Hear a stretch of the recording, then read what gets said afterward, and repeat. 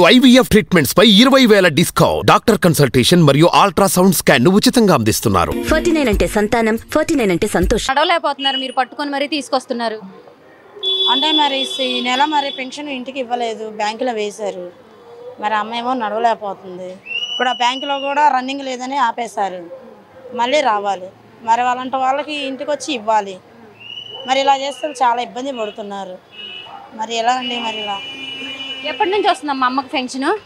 అమ్మకి పెన్షన్ ఇప్పుడు కాదు, నాన్నగారు చనిపోయిన కాడ నుంచి 200 రూపాయల నుంచి వస్తుంది. ఇప్పుడంటే వయసు అయిపోయింది కాబట్టి నడవలేకపోతుంది. మరి ఇప్పుడు మొన్నటిదాకా వాలంటీర్లు వచ్చి ఇచ్చారమ్మా, అప్పుడు ఎలా ఉందమ్మా? ఇప్పుడు చాలా కష్టంగా ఉంది. అప్పుడు ఎలా ఉంది? అప్పుడు బాగానే ఉంది. ఎప్పుడు తొందరగా వచ్చి ఇచ్చేవాళ్ళ? ఎప్పుడు 1వ తారీఖు కల్లా పెన్షన్ వచ్చేసేది అమ్మకి. ఇప్పుడేమో 3వ తారీఖు అలాగా మళ్ళీ ఇక్కడికి రావాల్సి వస్తుంది. అంటే కొంచెం లేట్ అయినా ఇంటికి వచ్చి ఇచ్చేవాళ్ళు. ఆ మాట నిజమే. కానీ 1వ తారీఖు కరెక్ట్గా 1వ తారీఖుకి వచ్చేవాళ్ళు, పొద్దున్నే వచ్చేవాళ్ళు. పోయిన నెల ఈ నెల చాలా ఇబ్బందిగా ఉందమ్మా. మరి ఈ నెల ఏమో సచివాలయంలో తీసుకోమన్నారు, చాలా ఇబ్బంది పడ్డాం.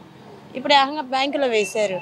బ్యాంకులో వేసేపటికి ఇప్పుడు అమ్మ బ్యాంకు రన్నింగ్ లేదు, మళ్ళీ పంపించారు వెనక్కి. మళ్ళీ ఆధార్ కార్డు అవన్నీ జిరాక్స్లు తీపించుకుంటామని ఆమె ఏమో నడవలేని స్థితిలో ఉంది.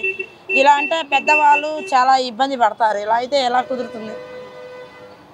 మరి అంతకు ముందు అంటే ఇప్పుడు జగన్మోహన్ రెడ్డి గారు వచ్చిన కాడ నుంచి ఇప్పుడు వాలంటీర్లను పెట్టారు కానీ మరి అంతకుముందు ఎక్కడికి వెళ్ళి తెచ్చుకునే వాళ్ళండి? అంతకుముందు ఆఫీస్కి వెళ్ళేవాళ్ళు. అప్పుడు ఏమైనా ఇబ్బందిగా ఉండేదా? అప్పుడు అంటే కొంచెం పర్వాలేదు కాబట్టి ఇబ్బంది అనిపించేది కాదు, తెచ్చుకుండేది. ఇప్పుడు ఏంటంటే ఆమె నడవలేని స్థితిలో ఉంది కాబట్టి ఇక్కడ చాలా ఇబ్బంది పడుతుంది. వాలంటీర్లు ఉంటే బాగుంటుంది. వాలంటీర్లు ఉంటే బాగుంటుంది. మరి జగన్మోహన్ రెడ్డి గారు వచ్చాక ఈ వాలంటీర్ వ్యవస్థను పెట్టారమ్మా, ఎలా అనిపిస్తుంది? నాకైతే బాగానే ఉంది మేడం. మళ్ళీ జగన్ గారే వస్తే ఈ వాలంటీర్లు వీళ్ళు ఉంటారనుకుంటున్నారా? ఉంటారు మేడం, మాకు తెలిసి ఉంటారు అనుకుంటున్నాం. మేము ఎవరు రావాలనుకుంటున్నారు? మేమైతే జగన్ రావాలనుకుంటున్నాం. మీకు అమ్మఒడి పడుతుందా?